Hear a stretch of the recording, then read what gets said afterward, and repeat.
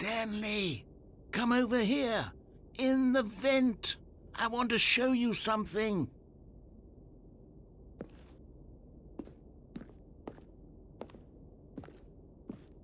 Oh, you don't want to see the cool surprise I made for you? Well, fine. You're a dork anyway, so who cares? Oh, never mind. You're not a dork.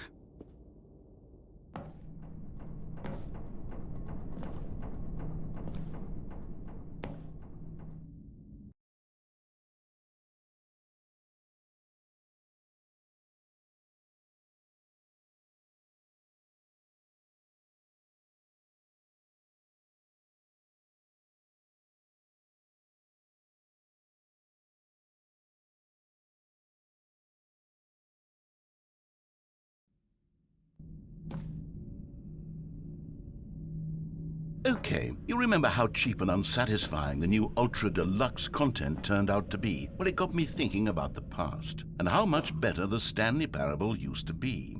So I made something special and tucked it away here where the game's developers won't find it. Just our little secret. Take a look.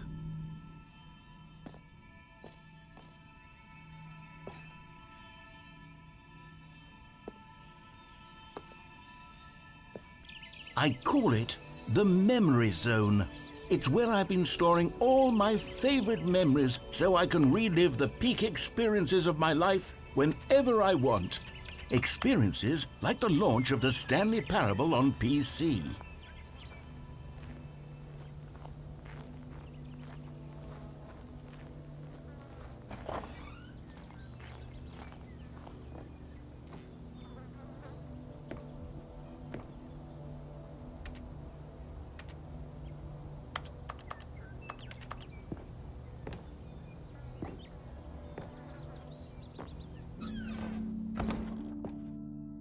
You see, Stanley, doesn't the Memory Zone remind you of how wonderful Stanley Parable was before it was sullied with a cheap PlayStation port? Remember back in October of 2013, when the game originally launched? Back then, video games had integrity. Back then, it all meant something. Oh, the waste.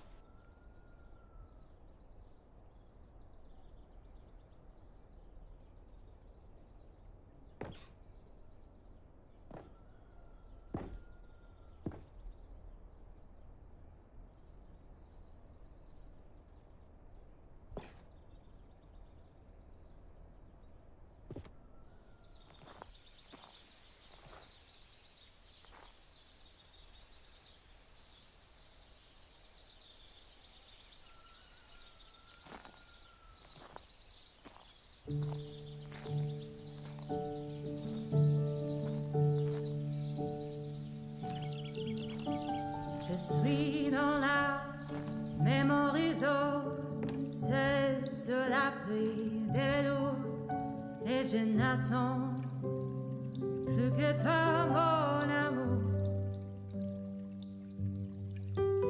C'est là, dans la même And over here horizon. is where I keep reviews of the Stanley Parable. Like this stunning triumph of games journalism, 10 out of 10 from Destructoid.com. James Stephanie Sterling writes, and I quote, "Where so many games that aspire to be more than games end up less than any form of art, Stanley Parable strives and then succeeds to be every game ever created."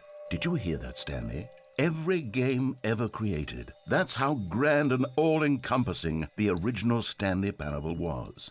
It was literally every game ever created. It was Skyrim, it was Persona 3, it was all of them, and now it's nothing. It's no games at all. It isn't even the Stanley Parable anymore. It's just a husk now, a lifeless husk with an hour of new elevator content.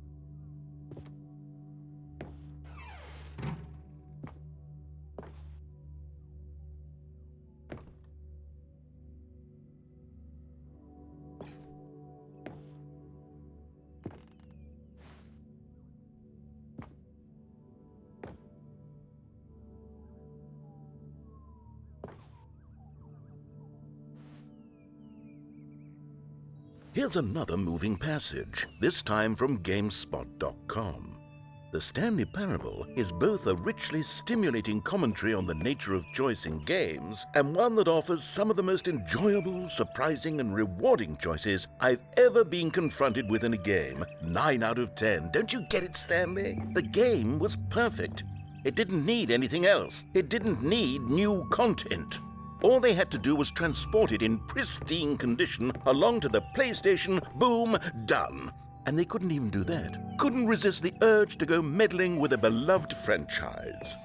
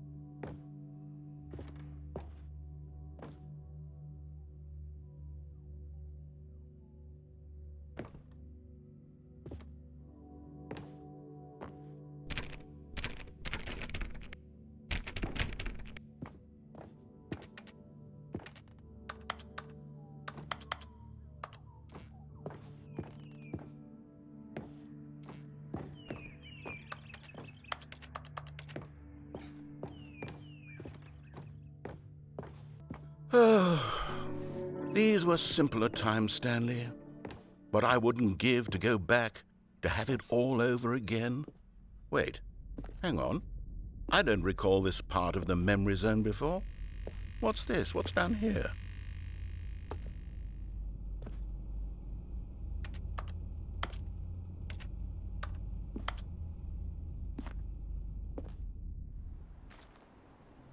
Oh no, oh God, no, Stanley. It's a collection of reviews from Pressurized Gas, the extremely popular online storefront for computer games.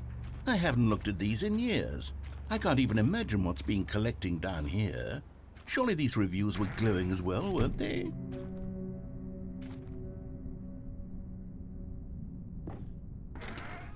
Honestly, I could not be bothered to play this game to full completion. The narrator is obnoxious and unfunny, with his humor and dialogue proving to be more irritating than entertaining. Unfunny! I'm not trying to be funny. I'm trying to make a serious work of art.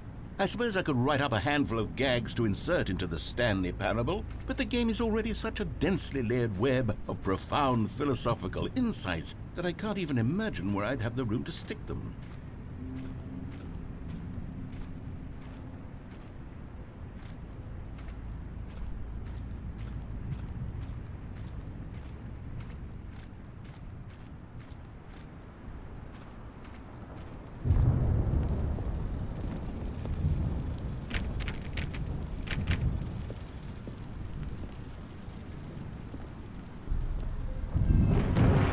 Let's see what this one says.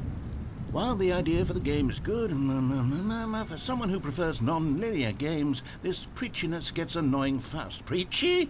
Stanley? I'm not preachy, am I? You can tell me if I'm preachy. Honestly, you can. Oh, goodness. This is actually quite shocking for me. Well, to be honest, I had always thought of the game's dialogue as being rather terse to begin with. You can't know how much fluff I cut from the game to get it to feel as light and airy as it... Well, I always thought it did, but maybe it wasn't. Oh dear. What an awful memory to have to hold on to. These black marks on my otherwise unimpeachable track record. I feel like a failure. Like I let these people down. Perhaps the Stanley Parable isn't quite as sterling as I always remembered.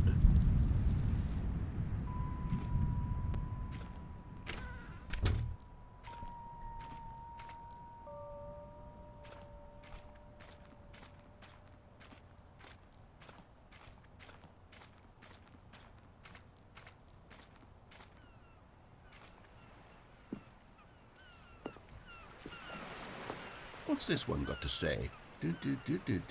You constantly have to stop doing anything so the narrator can catch up with his long-winded explanations of what's happening. I wish there was a skip button. A skip button? Well, yes. Yes, I think we can do that. If I'm truly too preachy, then maybe letting you skip ahead for just a moment, surely it couldn't hurt.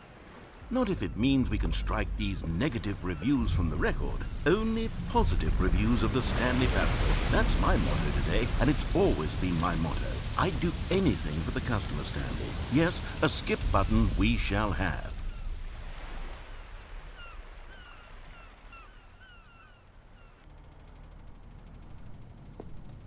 And here it is. Go ahead and give it a shot. I'll pop you forward in time so that the second my incessant droning starts to bore you, with just the push of a button, you'll have zipped right past it. It's what the players have been asking for, and I'm very proud to have delivered.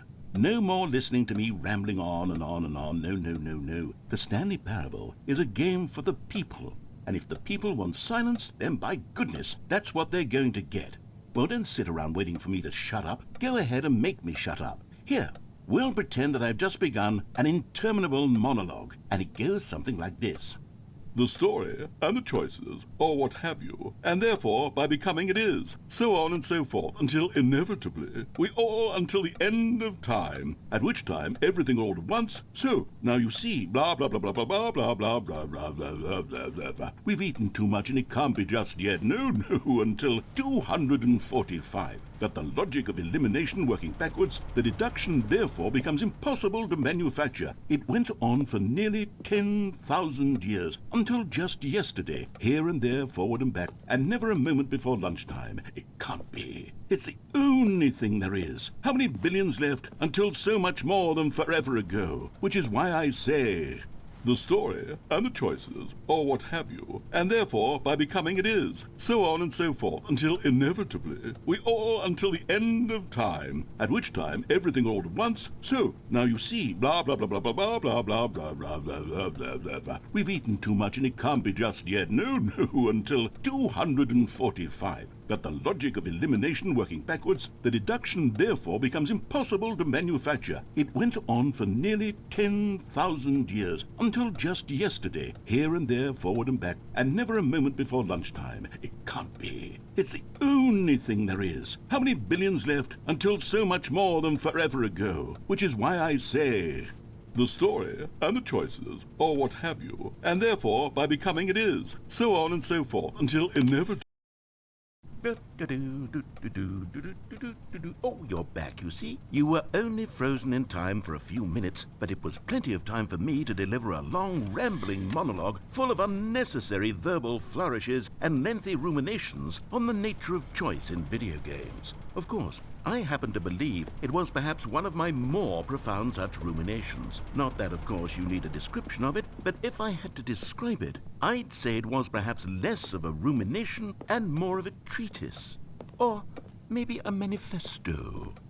Look, I'll outline it for you very briefly, and you can tell me what you think. Okay, so my theory is that any choice you've ever made is simply a series of choices made by the person who you are, or were, or will be at the time of having made said choice.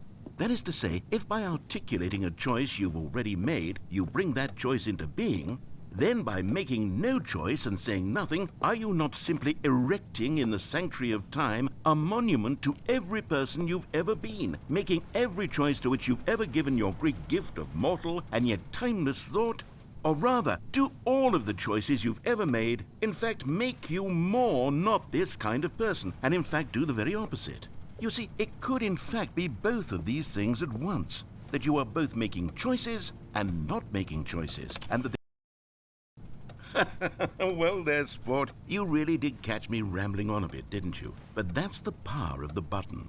The minute I start to go off on a thoughtless display of self-absorption...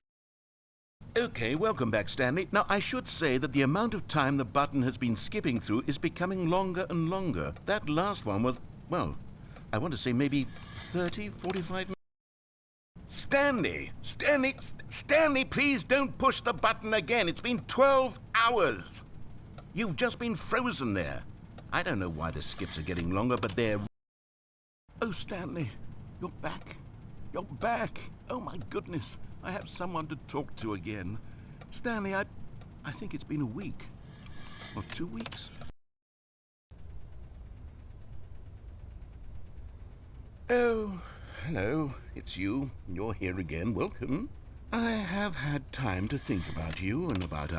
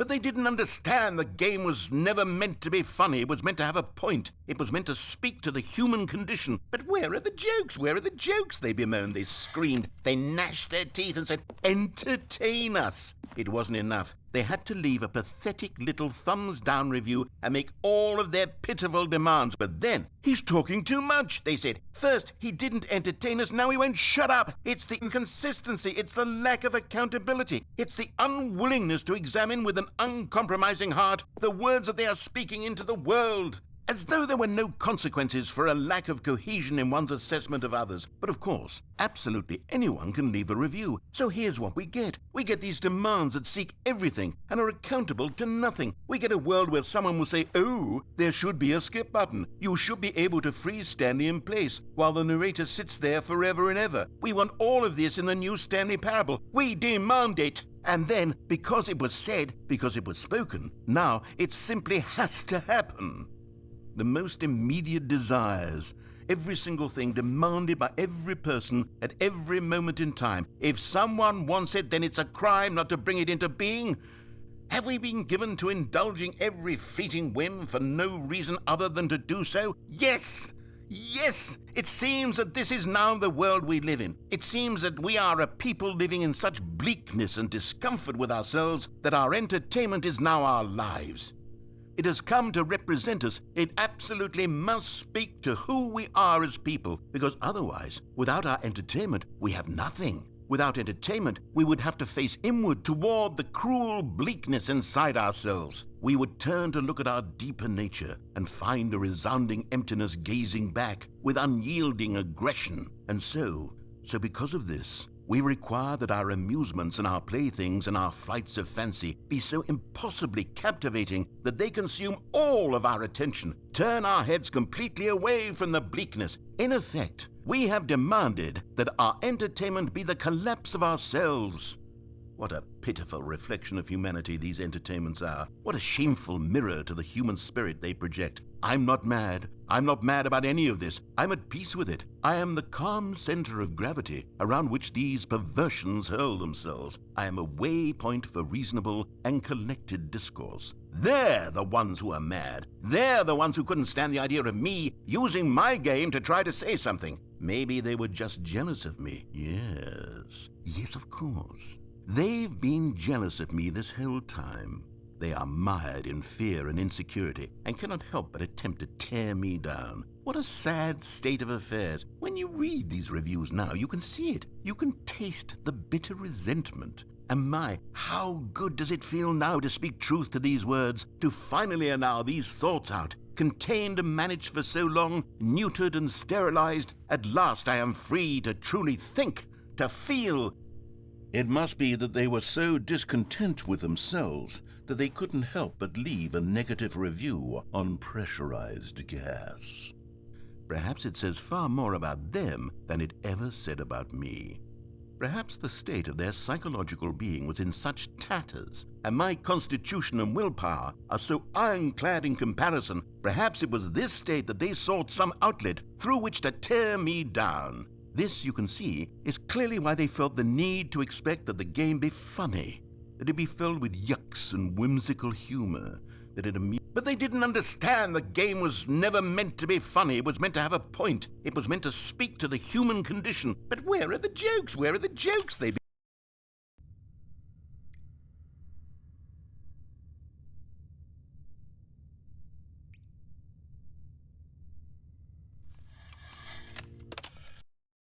The end is never the end, is never the end, is never the end, is never the end, is never the end, is never the end, is never the end, is never the end, is never the end, is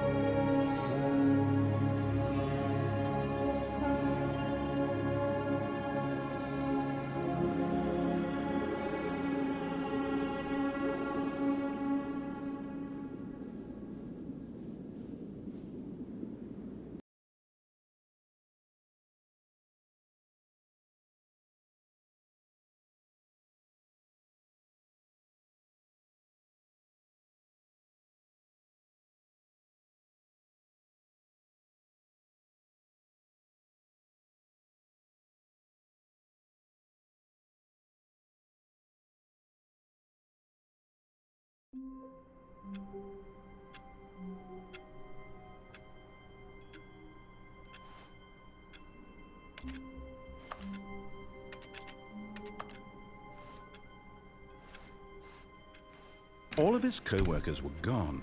What could it mean? Stanley decided to go to the meeting room. Perhaps he had simply missed a memo.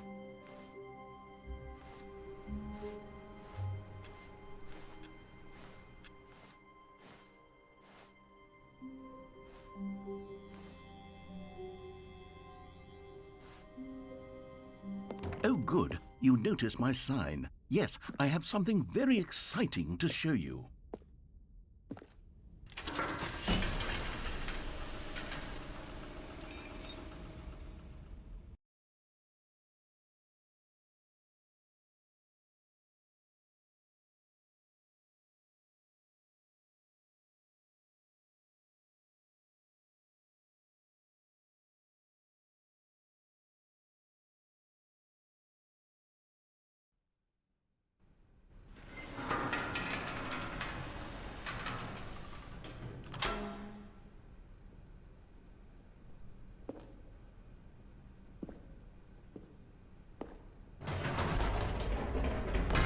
You see, Stanley, I've been reflecting on the Stanley Parable and about how roundly disappointing this ultra-deluxe version has turned out to be. The original Stanley Parable was a landmark, and any new content for it should live up to that legacy. So forget this ultra-deluxe nonsense. I say we take it one step even further. Which is why I'm very proud to announce for the first time ever, the Stanley Parable 2.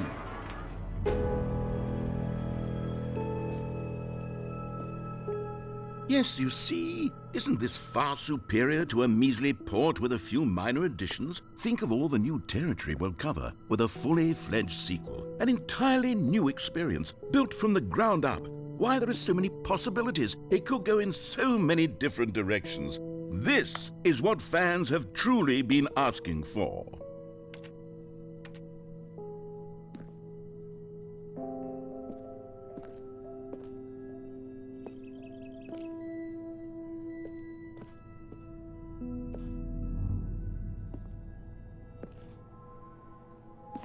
Calling it the Stanley Parable 2 is just so much catchier than Ultra Deluxe, don't you think?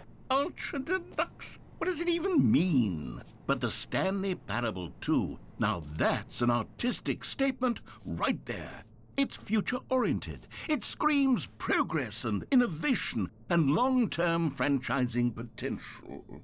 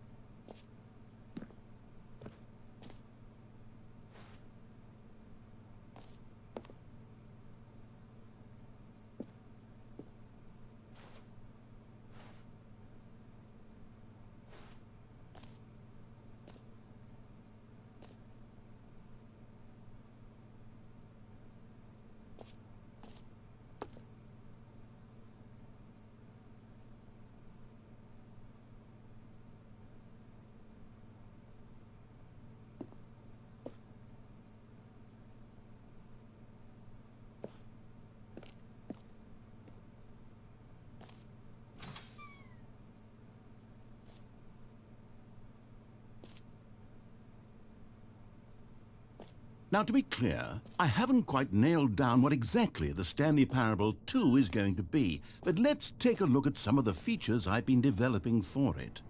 I figure that if I can loosely organize a handful of interesting concepts, that surely the game will sort of naturally spring up around them. It'll all work itself out. Game development is much more of a fuzzy magic than anything scientific or logical, really.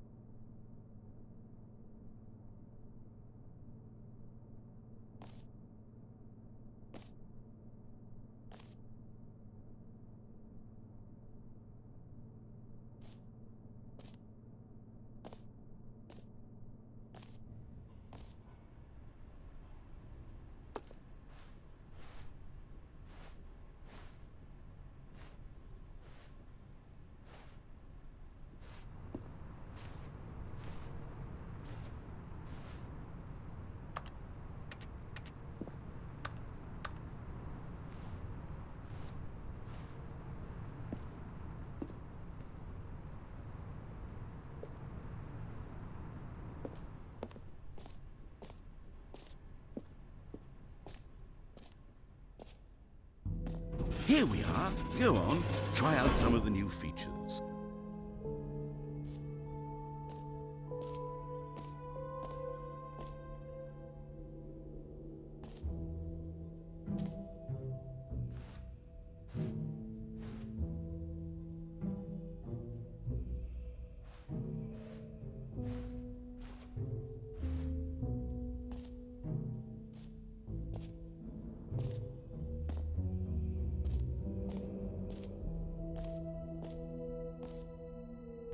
For the Stanley Parable 2, I asked myself, what do players really want? And of course, the first and most obvious answer is that they want to be individually recognized and validated as people. So with that in mind, my first addition to the game is this button which speaks the name of the person playing the game. Isn't that wonderful?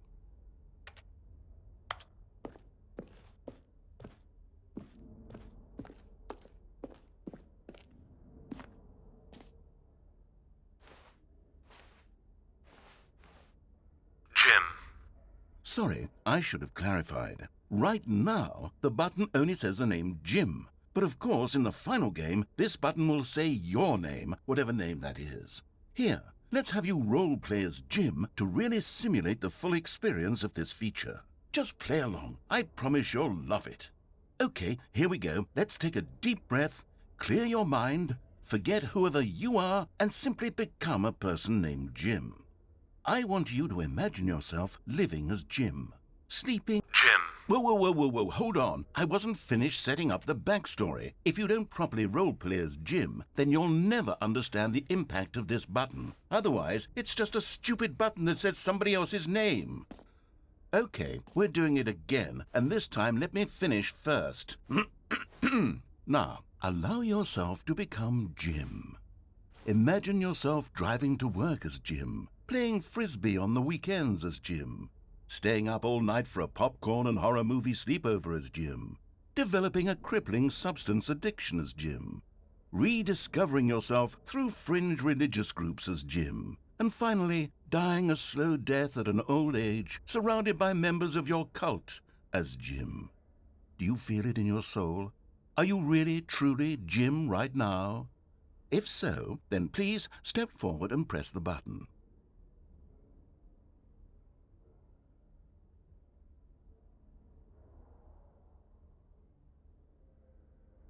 Jim. Yes! You see? What a thrill! What a rush! That was you! The button described you. Do it again. Do it again. Jim. Oh, it hits even harder the second time. If this were the only new feature in the Stanley Parable 2, it would still be worth the money. Let's take a break from the Jim button. I'm too emotionally drained from all of this personal validation. Jim. Whoa there, cowboy. Sometimes a person can be too much, Jim. I'm putting the Jim button away. Otherwise, soon you'll start to lose all sense of who you actually are.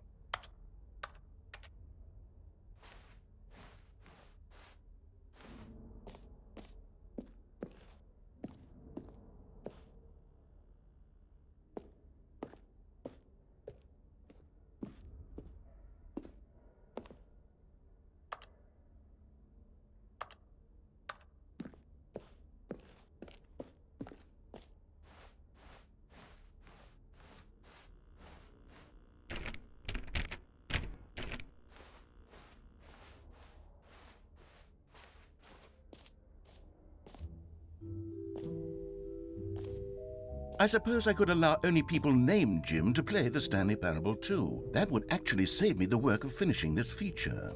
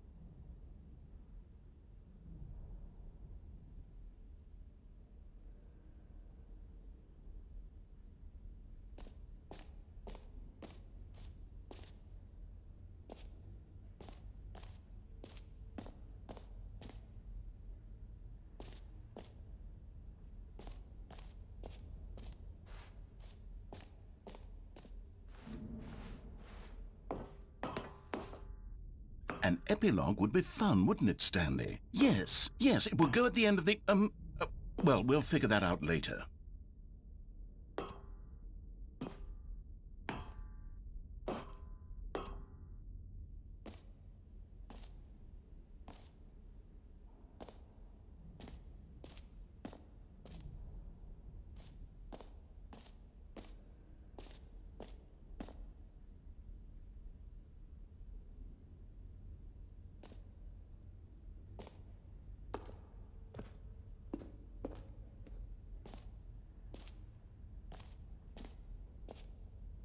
You know what? Let's bring the jump circle back for Stanley Parable 2 as well. It's... Oh, wait. You already spent all your jumps the first time we saw the jump circle. Oh, well. I suppose it can just be a nice decorative piece, then.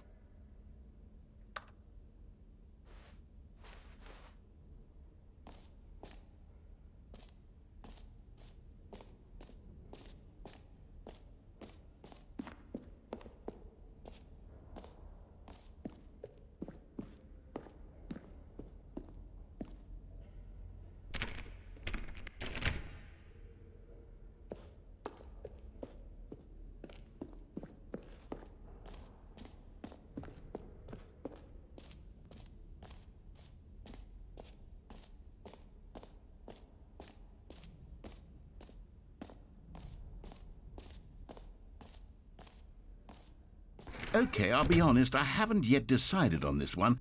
I think that in the new version, the office could use a bit of decoration, like balloons. But I'm undecided on Get Well Someday and Happy 12th Birthday. Which would you go with?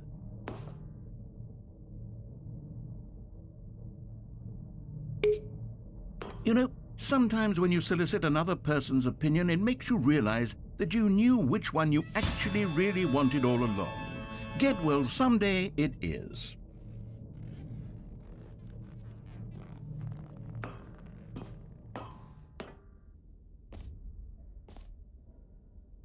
Or actually, maybe I should have gone with... No, I've made my decision. We're moving on.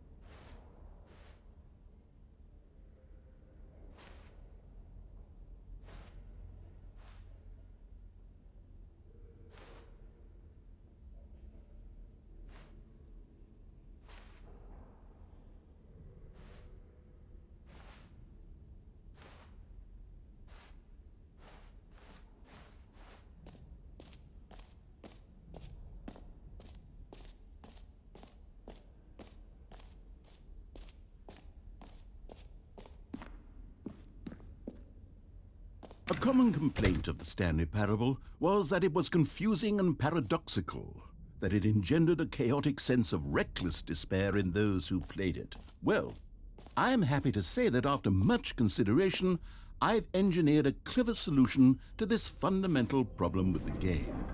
It's the Stanley Parable Reassurance Bucket. You see, Stanley, anytime you're holding the bucket, a sense of calm and ease will fill your mind and your heart. It's true. As long as you hold on to the bucket, the many disorienting contradictions of the Stanley Parable will feel perfectly normal and perhaps even comforting.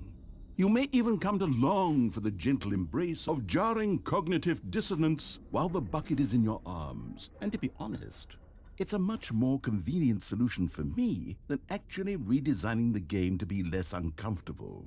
Can you imagine what a pain in the ass that would be? Yes, the bucket is the perfect solution. Come on, give it a try.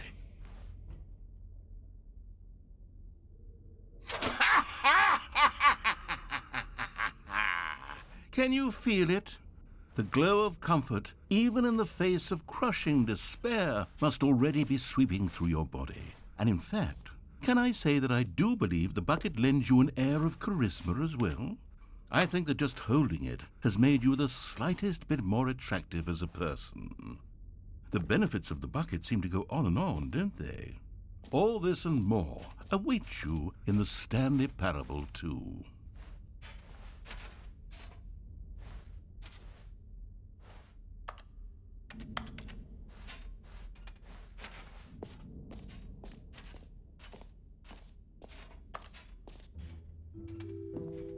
Does anyone give out awards for most enjoyable bucket in a video game? That really should be an award if it isn't already.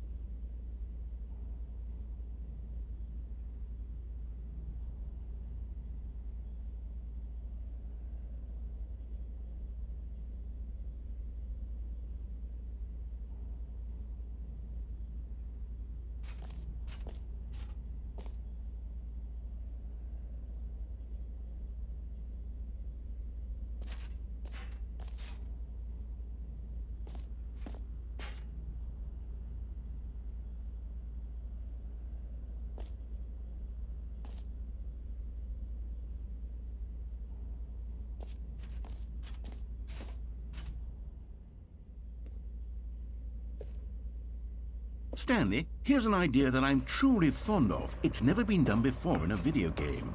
This is, in fact, a hole that you can fall down forever. That's right. Infinite falling. You can fall until the end of time, if you like. A stunning leap forward for video games as a medium.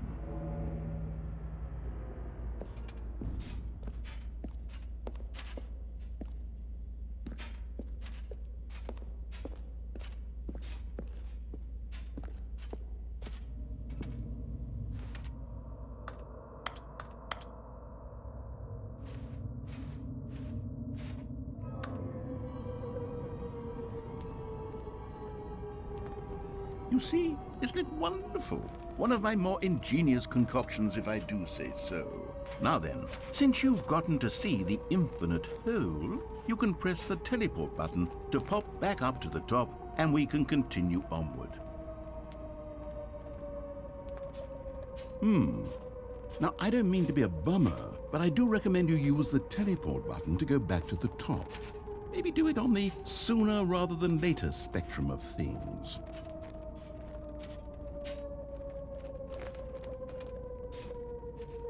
Okay, Stanley, I don't know quite how to say this tactfully, but it's possible that I slightly exaggerated the infinite nature of the hole.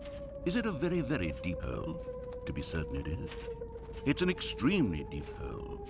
I don't want anyone to say that it isn't an astonishingly deep hole. It is. Is it infinite?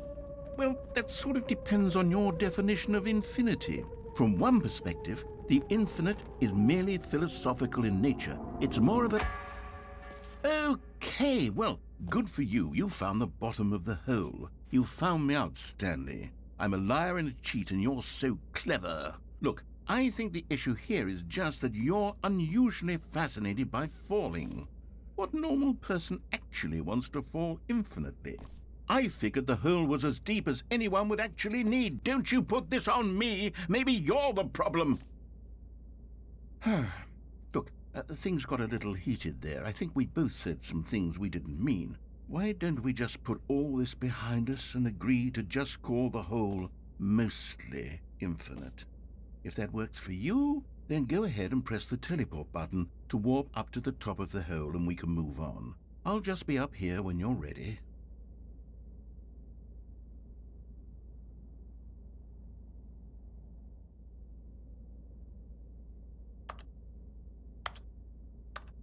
Great. Now, I'm very excited to show you even more of my ideas for the sequel.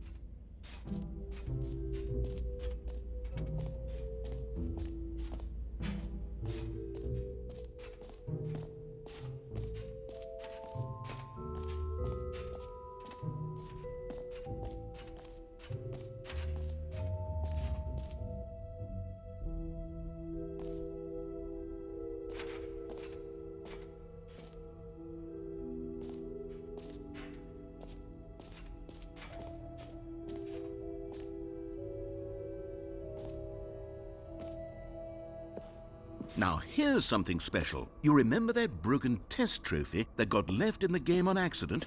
Well, I'm developing a technology to simply give you the trophy. Yes. You see, you'll come to this lever, and when you pull it, the trophy will be given to you.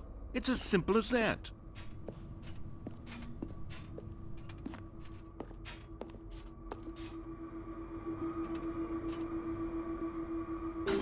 Okay, perhaps I should have clarified.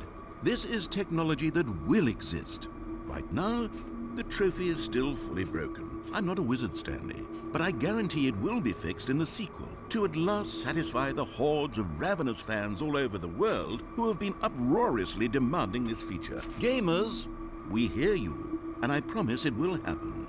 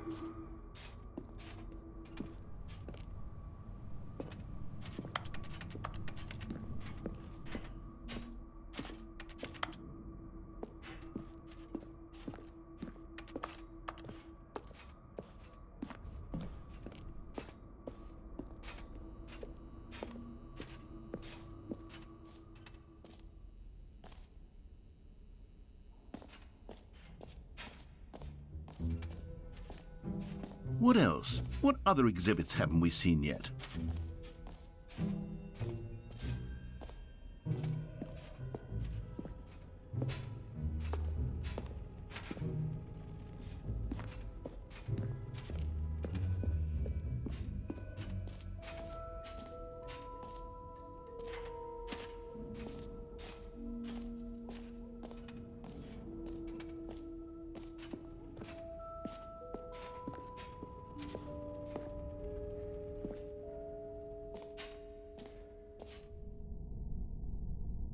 Ah, collectibles.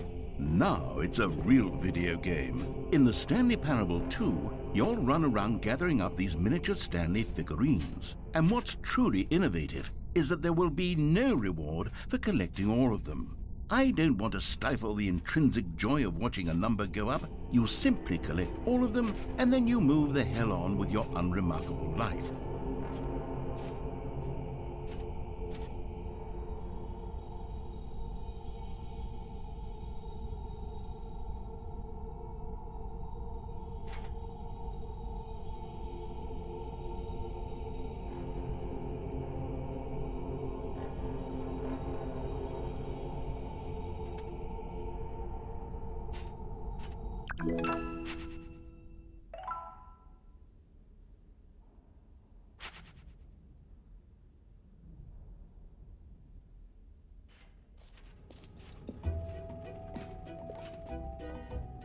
God, it really is the worst when you collect everything in a video game and then they give you a big fancy reward for it. Absolutely tragic.